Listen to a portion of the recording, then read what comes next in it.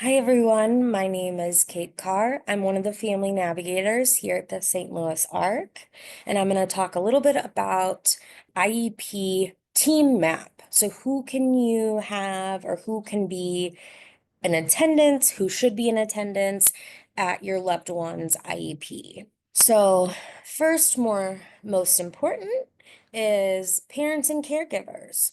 So you guys kind of run the meeting. Your child can also attend if they're comfortable. You make that decision. School does not. Once the student is 16, they can actively start participating because that's kind of when transition services will begin in the IEP, and different forms will need to be completed by the IEP team.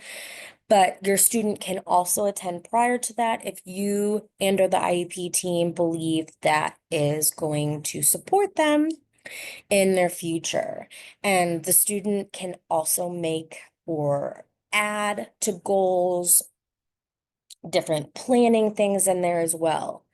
But again, this is all student dependent. And if you do not think your student would be comfortable or it would be the best setting, please feel free to let the IEP team know that as well. You have your special education teacher or teachers.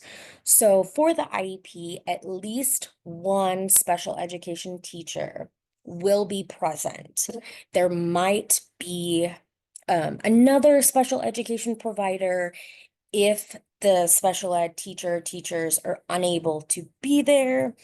And if that is the case, they will also let you know of that ahead of time. They should let you know that ahead of time. If not, it will be noted in the student's IEP that the special education teacher was excused, not able to attend, and another special education provider will be in attendance. Third, we have any service providers or related service staff. So if your student receives occupational therapy, physical therapy, speech language pathologist or speech therapy, possibly a BCBA, such as a behavior analyst, maybe a counselor, some providers, dependent on the services your student is engaged in and receives, they will also be there. This is basically any provider that's giving a direct service or direct service minutes, not consult minutes. Now, if it is consult minutes, you can totally request the provider to be there. I don't know how long they can, but that's something you can absolutely work out with the IEP team. And we have an educational advocate. So again, the IEP, you, the caregiver, or the parent or loved one, and the person receiving the IEP really get to determine who will be there. So if you would like to have a few or just one advocate attend to help address concerns, maybe add additional information and talk about goals, and really to help support you and the student receiving the IEP with planning in the community, at home, at school. So it's a great way to get someone else that maybe knows the family and the student, but sees it on a different perspective. And then you might have a general education teacher. So this is kind of dependent if your child is accessing the general education setting, and if you want to, parents or caregivers can provide written consent that it's okay if gen ed does not attend. But typically, at least one teacher will be present if your child is accessing or engaging in the gen ed setting during the school day or receives gen ed minutes. And then you have a school psychologist, and it might not necessarily be a school psychologist. Typically, they are school psychologists that will attend these to kind of review any testing or assessments that need to be completed, have been done, will review the information with you, and kind of talk about next steps with how to interpret this, how will it affect school day, are there other services being added?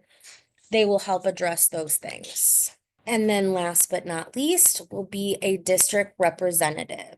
So this is someone representative of the school district that will be in attendance at the IEP. Um, this staff is typically a director of special education, a coordinator of special education, a principal, someone that knows various courses the school offers, um, supervise direct instruction, know the resources school has, and if that student needs various different supports, what they can offer. So these are typically the people that you will see attending your loved one's IEP. And again, they do not all have to be there, but if they're not there, the team needs to give you prior written notice that they will not be there and they will be excused. And you can have family and friends attend if you prefer to help take notes and relay information after the fact, because IEPs ultimately, it's a lot of information. There's a lot of people, it's overwhelming. And so it can be beneficial to have an advocate or someone that does know your child to take notes, maybe share some information if consent is provided, and so on and so forth. So that is what primarily makes up your IEP team. And if you have any questions, feel free to reach out to an agency such as the St. Louis ARC. We offer some support such as navigation to kind of help with understanding the IEP and supporting your loved one in school. So thank you so much.